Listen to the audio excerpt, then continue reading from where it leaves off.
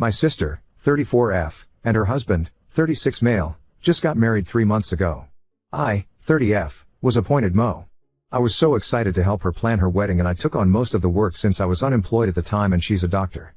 I won't get into details but take note she didn't have a wedding planner. It was all me. The time leading up to the wedding, I was miserable because of how the bride treated me. I felt like her own personal slave that she felt she could kick around because she's the bride. Just because you're a bride doesn't mean you get a free pass to be a bitch. Many times I wanted to just step out of the wedding party but I kept telling myself to just bite my tongue and keep the peace because she's probably just stressed. After doing so much for her, she refused to invite my fiancé even if we've been together for 12 years but invited my siblings' partners who have been around for only 2 to 3 years. My sister and her guy dated for a year before they got engaged so we don't really know him too well. She said she didn't want my fiancé around because people would be asking about my own wedding since they've all been wanting us to get married for a while. I refused to do any more work for her wedding until she apologized to me and invited my fiancé, which she did. Not exactly sincerely but whatever. I was hurt she wasn't even grateful for anything that I had done for her and her dream wedding because it was expected of me to help. Cut to the day of the wedding and everything was fine. The ceremony was beautiful and the couple was happy. I was happy for my sister. By the time we got to the reception venue, I noticed that my fiancé and I were on a separate table from my family. They were at the VIP table and I was cast aside to sit at the furthest table right beside the kitchen. I figured there was a mistake and I calmly asked the bride about it since she handled the seating plan. She looked me dead in the eye and said there's no mistake, that's where we belong. At the kids' table and far away. We were seated with 7 to 14 years olds. The groom overheard us and agreed with me but kept quiet when my sister gave him this "don't you dare disagree with me" look. At the end of the night, the groom apologized to my parents for what happened to me and said he had no clue his bride did that. But he didn't say a word to me as his bride told him not to. Because of this, I decided to not make an issue and just try to enjoy the remainder of the night with my partner but I wouldn't make a Mo speech. My parents noticed where I was and got upset at the situation as well. My siblings knew very well I wasn't at their table but didn't bother looking for me or wondering why I wasn't seated there. When they heard I wasn't making a speech, my 2 brothers walked to my table to tell me off saying I had to understand my sister and the stress of being a bride, be nice to her because it's her special day and you're only a bride once, yeah right I bet they'll divorce, that I'm a disgrace and a disgusting disappointment for not doing a speech for my sister, that I would make my sister sad and I was being selfish making the night about me, when I was literally quiet in our corner. Needless to say, I wasn't having the best time. So we got up and left. We ended up in McDonald's for dinner and I posted a story of us getting burgers saying post-wedding meal. I made sure I posted it after the reception ended to not make it look like I ditched but my siblings saw this as an attack to my sister somehow. Up to this day, the bride says she did nothing wrong and her reasoning for putting me there was, 1. I didn't plan her wedding exactly like she envisioned during the process so I deserved to sit there, when I was doing everything she told me she wanted. 2. She didn't like that I looked pretty in my gown and, 3. I needed to be punished or insisting on bringing my fiancé. I didn't plan for my own wedding yet as I wanted to be 100% focused on hers, plus she banned me from getting married before her since she's older. Again because I didn't want the drama, I agreed, but now I just don't want anyone there except my parents and a few close friends. My parents agree with me but my siblings are upset calling me childish but to be completely honest, I just don't feel like paying for shit people. Mine is a destination wedding and my fiancé and I are paying for everything. These are our savings and I don't feel like splurging on these people. They along with my grandparents and cousins are all saying I'm wrong. But hey, if I was excluded from being a sibling at my sister's wedding and no one cared, then why would you be upset if I excluded you in return? Update 1. I come from a family of 5 kids. I failed to mention this because I didn't think it was all that relevant but I actually have 2 sisters, 34 and 32, and 2 brothers, 26 and 22. A little more on my sisters. They're the best of friends. They're the picture-perfect model of sisterly love. While I'm the middle child with 2 younger brothers. So why did I agree to be Mo? Well because I thought it would bring us closer. In my mind, I believed that this was her trying to be more of a sister to me. You always hear stories of that sisterly bond around weddings and I tried to nurture that because that's what they had. And that sibling bond is what my brothers had with each other as well. Any chance I get to connect with my sisters, I jump at the opportunity. It's more me just feeling left out than being a doormat. I was a very sickly child and that is why I was mostly with just my parents growing up while my siblings would be going out, meeting friends, etc. which is what my siblings envied apparently. They aren't close to my parents. Bride had both of us as Mo because she couldn't choose just one. I later found out that I was always the second opt. And I was just appointed Mo so I do all the work while other Mo got all the praise. Which in hindsight, I should have seen coming. While my brothers were busy harassing me about giving my Mo speech, sister 2 was giving her own Mo speech about how she absolutely loves the bride and will do anything for her, all that CRP. She then conveniently calls all the siblings to the stage to toast the bride and groom when I was crying and rushing out / walking away from my brothers. So did the other relatives in attendance. I was making a scene and making it about me. No, it's not the first time she hurt me, fat shamed me as a child, calling me a potato, saying things like I was a burden to the family because of my epilepsy, throwing all my makeup in the sink and wetting it because I moved her bath towel in the bathroom, calling me the stupid low IQ sister even if I'm a licensed architect with a master's degree when her guy friends wanted to ask for my number, taking my dream church from me, which is why fiancé said we could do a destination wedding at my dream country instead. It's just the worst she's done to spite me in front of my entire family. And no, we still haven't spoken since then, and she still maintains that I was the one who ruined everything by getting upset about the seating. Now for the update. We will elope. Just us two and a handful of close friends that were there for us since the beginning of our relationship. We'll have a small church wedding and a little celebration on the beach with the people we love, our chosen family, followed by island hopping with our entire party around the Philippines. All paid by us. Because I will spend on memories and experiences for people that love and appreciate us. The budget we set aside for a wedding in Italy will be put to an intimate 5-day wedding celebration on an island in the Philippines. 2. We will have our reception with the family when we get back home. The plan is to invite both our big families to a luncheon the weekend after. Collectively, this would mean about 80 guests max. Both our parents wanted to help pay for the engagement party and rehearsal dinner. They agreed to pay for this luncheon/reception instead, meaning they could invite whomever they please. They handle the guest list, so if my siblings are invited, I couldn't care less because I'll be too busy with my husband of 1 to 2 weeks by then. Here we can still have the father-daughter dance and a few other things like cake slicing, etc. We'll have piñatas, a brick oven pizza cart, coffee and pretzels, and an amazing Italian buffet with a pasta bar, lots of fresh fruit and cheese, because who doesn't like cheese? As for seating plan, ever watched Mamma Mia 1? Yep. Think that. A long winding table where my siblings can be as far away from me as possible, and as close to the service area as possible without it being obvious because they'll all be together at their own siblings' table. We'll be in the center with my fiancé, his 2 brothers and our parents will be next to us, while my wonderful sibs are by the end of the table, by the restrooms, where they belong. I don't care at all if they're invited to this lunch because I really have nothing left for them. Not even anger. I'm just so done with them that I'd feel more for a stranger on the street than I would for these people. It's indifference. They've hurt me so many times that I'm numb to their existence. 3. No bridezilla allowed. My sister expects to be my Mo in return. Definitely not going to happen since my siblings won't be present in the ceremony. I do not need her around, I do not want her around. Yes, she will be invited out of courtesy to the reception most likely, but I will make sure she's set aside like I was. How so? We recently found out she's pregnant, so I'm planning my wedding around her due date. Oh well, luckily, she's due around June, which really was the month we wanted. So if she does decide to attend with a newborn and her hus, well, then, she's going to be at the kiddie table and told to step out when baby starts to cry. In the end, our wedding day is for us.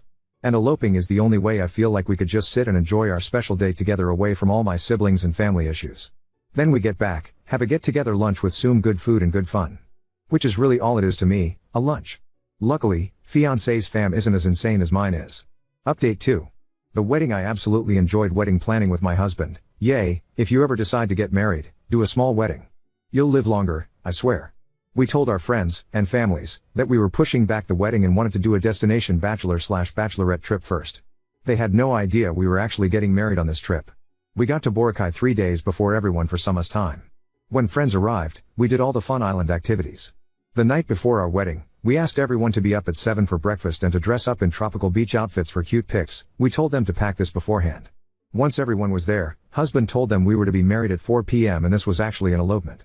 The excitement from all our friends will forever be a core memory. It's the best feeling to actually have people genuinely happy for you. Us girls did each other's hair and makeup, cried and hugged a lot, while the boys had a good time drinking and playing football.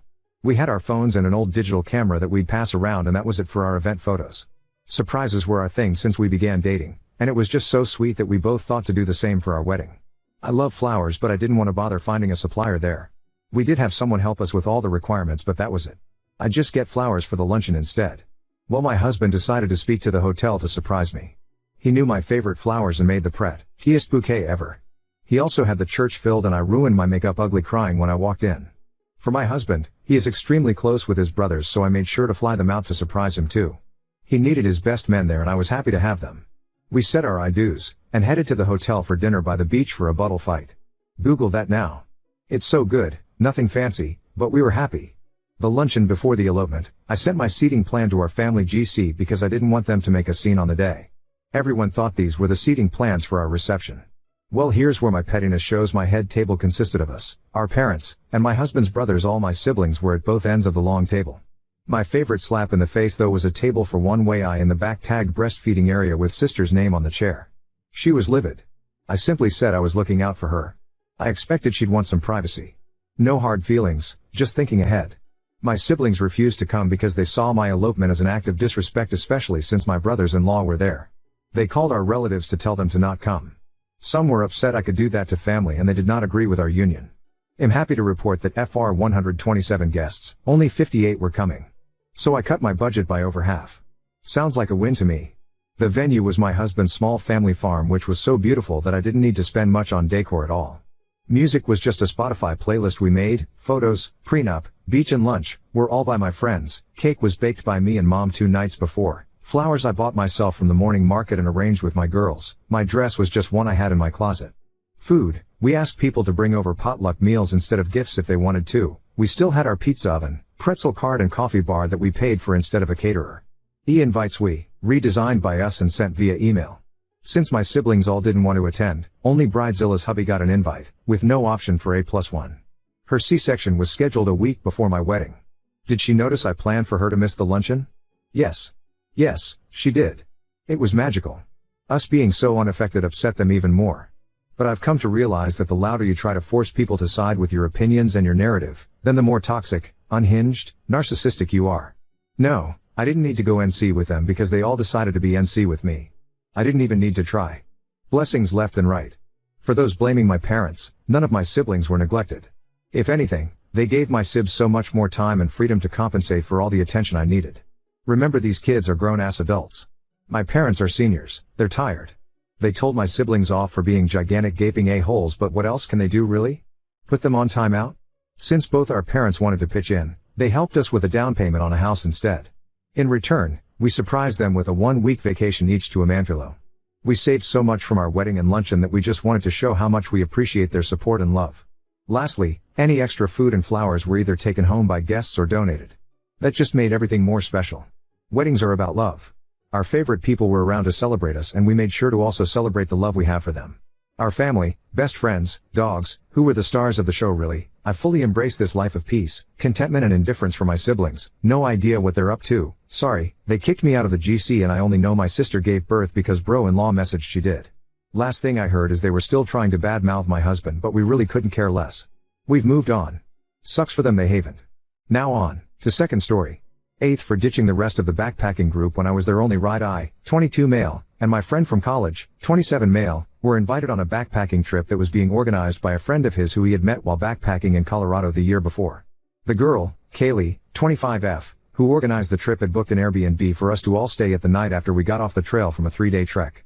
There was room enough for 2 people each to the 2 beds, and then room enough for 2 on the pull-out couch. We all paid evenly for the Airbnb. Of course, we thought Kaylee should have priority to have a bed since she had done all the planning, and there was a BF/GF couple as part of the 6 of us planning to stay in the Airbnb. So naturally, my friend and I felt we should take the pull-out couch, and this is how it was settled before ever commencing the trip. However, midway through the trek, the couple had to turn around and head home. So now, there would only be 4 people to the Airbnb, and naturally, so we thought, my friend and I assumed we would now sleep on the real bed. Along with the couple backing out, my friend and I became the only ride for the Kaylee, and the other guy, Tyler, to get back to the airport in Denver, and my friend and I would have a 14-hour drive back after dropping them off. Tyler is a relatively passive character in this saga, as he didn't speak up much for either side, and was designated to be sharing the bed, platonically, with Kaylee anyway, so you won't hear much mention of him. So such was the case when we landed at the Airbnb that my friend and I set our things next to the real bed that Kaylee hadn't taken, and took a cat nap on the bed. Enter, Chris Fisher. Kaylee had invited her friend Chris Fisher to come hang out for the night. Chris lived in CO only a couple hours away from where we were and apparently was a celebrity of sorts in her circle. So, Chris had come in and said hi to Kaylee and Tyler and was briefly introduced to me and my friend, saying a simple "what's up" in response to the introduction. Chris then was shooting the breeze with K&T and my friend, and I went into the room to organize our luggage. Then we hear Chris say I need a shower, and he comes into the room, without a word to us, and plops his stuff onto the foot of our bed and rummages for his toiletries and hops in the shower. After Chris is out of the shower, the group is talking like they're gonna go out for the evening for beers, but I know that we have a 14-hour drive ahead of us the next day after dropping K&T off at the airport, so I tell them all I'm going to hang back and go to sleep for the night. Chris left his bag on the bed, so I moved it to the counter in the living room so he wouldn't forget it. From here, according to my friend, he spent an entire evening out in Grand Lake with the hugest douche he had ever encountered in his life. Fisher could not stop talking about these obscure world records he had broken and or set in the world-renowned sport of ridge running, and his records for most elevation gain in a day by repeatedly going up and down some particular mountain. Kaylee was apparently eating it up as if she was utterly starstruck. If you've seen the movie The Other Guys and recall the attitude that everyone had when encountering The Rock and Sam Jackson's characters, this was, according to my friend, exactly Kaylee's demeanor. After returning from a soul-sucking outing, my friend was more than ready to bid Mr. Fisher adieu, and proceed to never see his face again. That, unfortunately, was not what happened. Kaylee was beyond upset that I was still in the bed. She wanted Chris to have the bed. She invoked the fact that my friend and I were designated for the pull-out couch from the jump. My friend was sticking up for us though, saying that not only did it only make sense that we take the real bed after it opened up, but that Fisher had pitched in nothing for this trip, that we weren't even made aware until last minute that he was coming by, and most importantly, that I was already asleep in the bed. Kaylee apparently was absolutely refusing to have it any other way and would not stop hammering the issue. Finally, Tyler came and woke me up for me to come sleep on the pullout. It was around midnight now, and we needed to be out by 6 a.m. I came into the kitchenette in a sleepy stupor. Here is where I got a real taste of the douche that is Chris Fisher. For 2 hours in the kitchenette, 8 feet away from the couch Kaylee had insisted we sleep on, my friend and I sat there and listened to Kaylee and Fisher drag on and on about all their outdoor adventure prowess. Talking about how great they were at skiing, at snowboarding, at setting FKTs on trails. I did not know until this point that vacation activities could be such a flex, but here they proved to me that one can make them one's entire personality and the culmination of an entire life of accomplishment.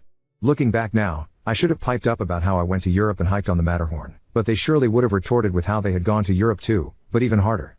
Here is where my friend and I may be the assholes. My friend was staring at me and seething.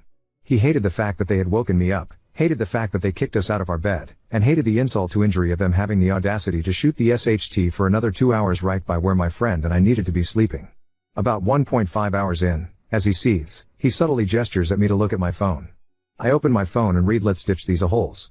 And so as soon as they finally head to bed, we promptly agree that Chris Fisher, in taking our place in our bed, unwittingly took his place as their ride to Denver, grab our packs by the door, and set out back to Oklahoma at 3 a.m. on the dot. Update 1. So there was indeed some embellishment.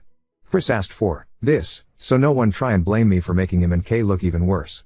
Chris's comment: everything in this story is true except for the part about us actually leaving. My friend tried to talk me into it, but I said it was too mean to do even in response to what they had done to us. I couldn't bear leaving someone hours away from where they needed to be, though my friend did insist Fisher would surely be a reliable ride to the airport. In reality, we had told them, upon agreeing to be their ride to the airport, that this would necessitate us leaving very early that morning because my friend and I were going to be cutting it close to try and make it back to Oklahoma all in one stretch so he could make it to his 6 p.m. Central Time class that evening. So even after being treated like dirt, even after them sleeping in and then lollygagging all morning and causing us not to hit the road until about 2 hours after we needed to be on the road, we still drove an hour out of our way that morning to take K&T to the airport, which overall ended up making us too late for his class. We called friends and fam all that day to pick their brains about if we would have been, as I maintained, wrong to leave them, or if we should have, as my friend insisted, left them K&T high and dry. We got mixed reviews from that. We had completely forgotten about the scenario until today when we were driving on our way to another new adventure and reading eighth posts as we love to do on our car rides, and realized that this story would be perfect for this forum. Of course, we were not posting into a forum called Would I Hypothetically Have Been the Asshole If I Had Done the Thing I Thought to Do But Was Too Nice to Have Done, so we had to add to the story the alternate ending that we've always wondered about.